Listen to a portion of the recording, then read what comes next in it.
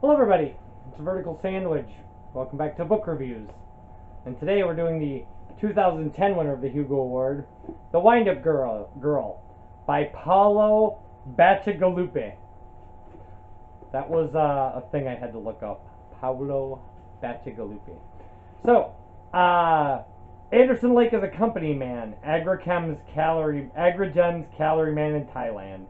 Undercover as a factory manager, Anderson combs Bangkok street markets in search of foodstuffs, thought to be extinct, hoping to reap the bounty of history's last calories. There he encounters Emiko.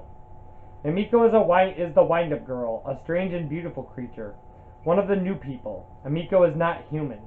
She is an engineered being, crochet-grown and programmed to satisfy the decadent whims of a Kyoto businessman, but now abandoned to the streets of Bangkok. Regarded as soulless beings by some, devils by others, new people are slaves, soldiers, and toys of the rich, in a chilling near future in which calorie companies rule the world. What happens when calories become currency? What happens when bioterrorism becomes a tool for corporate profits? When said bioterrorism's genetic drift forces mankind to the cusp of post-human evolution, award-winning author Paolo Bacigalupi delivers one of the most highly acclaimed science fiction novels of the 21st century. And it was.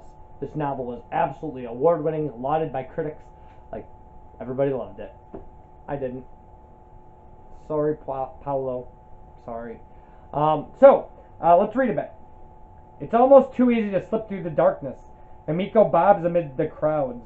New color brightened her lips. Her eyes darkened, glinting silver hoops at her lobes. She is new people, and she moves through the crowd so smoothly that they do not know she is there. She laughs at them, laughs and slips between them. There is something suicidal tickling in her wind-up nature.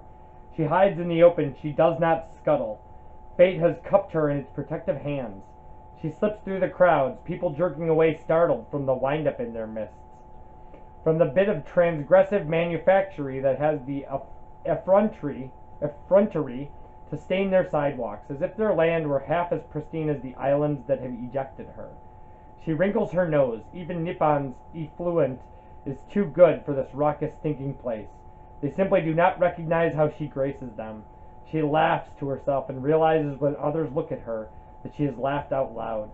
White shirts ahead, flashes of them between the trundle of megodonts and hand carts. Emiko stops at the rail of a Klong bridge, looking down into the waters, waiting for the threat to pass. She sees herself in the canal's reflection with the green glow of the lamps all around, backlighting her. She feels perhaps she has become one with the water, if she simply stares at the glow long enough. Become a water lady. Already is she not part of the floating world?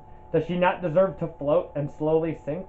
She stifles the thought. That is the old Emiko, the one who could never teach her to fly. A man approaches and leans against the rail. She doesn't look up, watches his reflection in the water. I like to watch when the children race their boats through the canals, he says. She nods slightly, not trusting herself to speak. Is there something you see in the water that you look so long? She shakes her head. His white uniform is tinged green. He is so close he can reach out and touch her. She wonders what his kind eyes would look like if his hands touched the furnace of her skin. You don't have to be afraid of me, he says. It's just a uniform. You haven't done anything wrong. No, she whispers. I am not afraid. That's good. A pretty girl like you shouldn't be. Your accent is odd. When I first saw you, I thought you might be Chow Zhao. She shakes her head slightly, a jerk. So sorry. Japanese. With the factories? She shrugs. His eyes bore into her. She makes her head turn. Slowly, smoothly, not a single stutter, not a single jerk, and meets his eyes, return his steady gaze.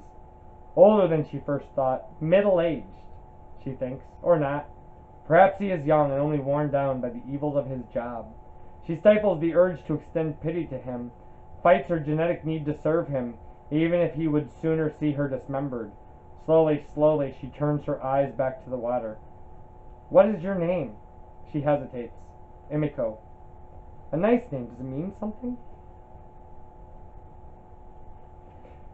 She shakes her head. Nothing important. So, Paolo is he's a brilliant writer, right? It's just like clearly he's just a brilliant writer. I don't really have a command of the pronunciations in kind of a thing set in Thailand with a lot of Chinese and Japanese characters. So I apologize for any kind of mispronunciations in the reading of the book. That's not really the issue. The issue is not Thailand. This world that he creates is a very interesting one. I will say that, and he creates it very convincingly. A world where food has all been genetically engineered, and as a result, kind of diseases have also drifted out of genetic engineering to destroy the world's natural food crop, and so genetic engineering is the only hope in the future to feed humanity. So, and then kind of obviously this huge cultural thing with Thailand, a culture he's obviously very familiar with in the distant future, and things like that there are woolly mammoths that have been have been genetically engineered as work animals, and that Muslims have taken over China and caused a gigantic genocide there, and there's an escapee from that who is in this book. All that stuff is fascinating. Here's my issue with the Windup Girl. It's a dystopic novel, and it's atrociously dark. There is an amazing amount of kind of there's prominent sexual violence. Emiko is basically used as a sexual toy in a show for people throughout most of the novel, and it's very graphic. And here's my thing about sexual violence in novels, right? Especially in science fiction novels. I don't think authors should be restricted from any aspect of the human experience, and I understand that's part of the human experience. Like, I get it, but I think for character development, I think more often than not, it speaks to me as a form of laziness. Like, I want to do something bad to damage this person, so I guess there's always, horrible sex stuff. As opposed to, ways that you can psychologically damage a person that are far more devastating and effective. And kind of less an affront to my particular sensibilities. And I didn't like that in this book. It didn't I didn't think that sexual violence was a thing that didn't fit into this book because it's a very dark book. It's a very dark future full of horribleness. I mean, like, no character is untouched in this book by kind of the bleakness of this future. If you're into that, it's a beautifully written book of a dystopic future.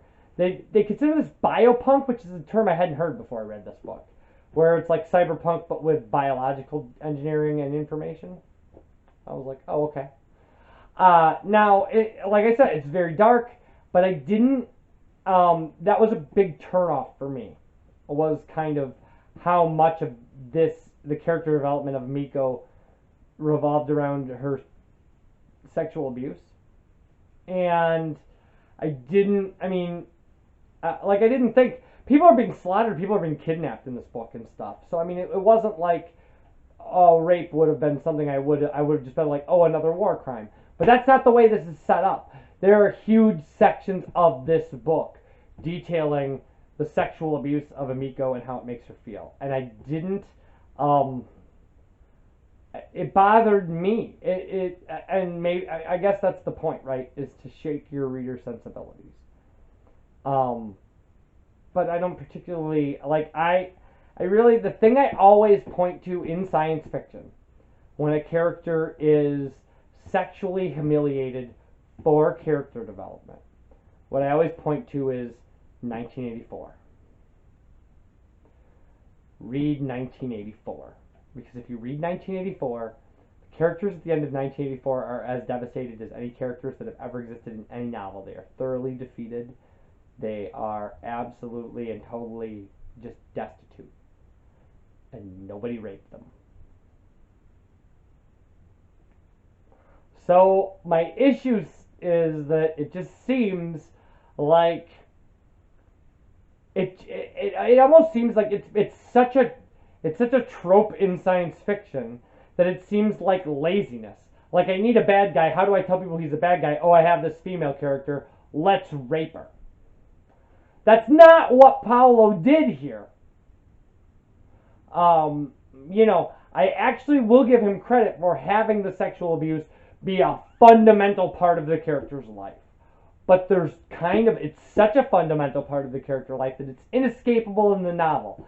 And if that's not going to bother you, then you won't have the objection I have. This is a beautifully written novel.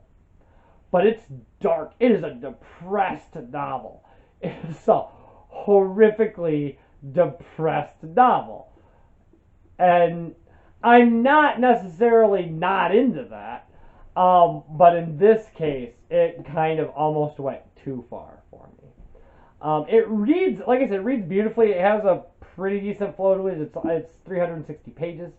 So it's not a hard book to get through. It does take a little bit of kind of research about, like, if you're not familiar with kind of terminology about some of these things, but most of it is fictitious anyway, and described in context. So you don't really need to know a ton about Thailand. You don't really need to know a ton about, like, karma or things like, or I did have to look up there's a fruit that is focused in here. I did have to look it up. But you also can, and they're weird looking. So, that being said, everybody loved this book, and I didn't like it. I didn't have an issue with it as kind of the way it was written or anything like that. I didn't think it was a bad book. I thought it developed characters well. I thought there were a lot of good things to say about this book. However, the places that it took its characters, I didn't like, personally. So I'm not saying he's a bad author. What I'm saying is that he wrote a book that is distasteful to me. And that, again, I can't tell you not to read it. I can just warn you that that's a huge thing in this book. And if that's going to bother you, maybe pass. If it's not, if you're just like, oh, those things don't offend my sensibilities at all, boom, then it's a beautifully written, engaging book. You really believe the characters. You really believe the things that happen. And it's interesting, there are Cheshire cats running around in the streets because somebody genetically engineered them for some kid's birthday. This almost reads like a companion piece to the Diamond Age, in kind of being this kind of dark future. In fact, they could exist in the same universe on different continents, which would be fantastic. So that being said, you think what you want. A lot of people really like this. A lot of people probably weren't bothered by what I was bothered by in it. But I did have to give you a warning about how I feel about it and kind of the themes. So yeah, this one in 2010. It's available. I got it where I get every book, which is off of Amazon. And you can do the same thing. The Windup Girl by Paolo Bacigalupi, I think was how I got it right at the beginning because I just looked it up. So anyway, I think so. I don't know. He might pronounce his name differently, and if that's so, I'm sorry, sir. I didn't mean to say that. And I think you wrote a good book. I just didn't like the theme. I just didn't like the subject matter. I'm sorry, but I think you write well. I would read another book of his. How about that? I would read another book of his if I knew it wasn't going to do to me kind of thematically what this one did. So that's my review. It's not really a bad review. It's a cautionary review. Like, you won't like this book if. Otherwise, everybody else liked it. So, that's my review for that. And when we come back, our next session will be 5 more books. So, that's it for me today, though. And thank you guys for watching. Bye, everybody.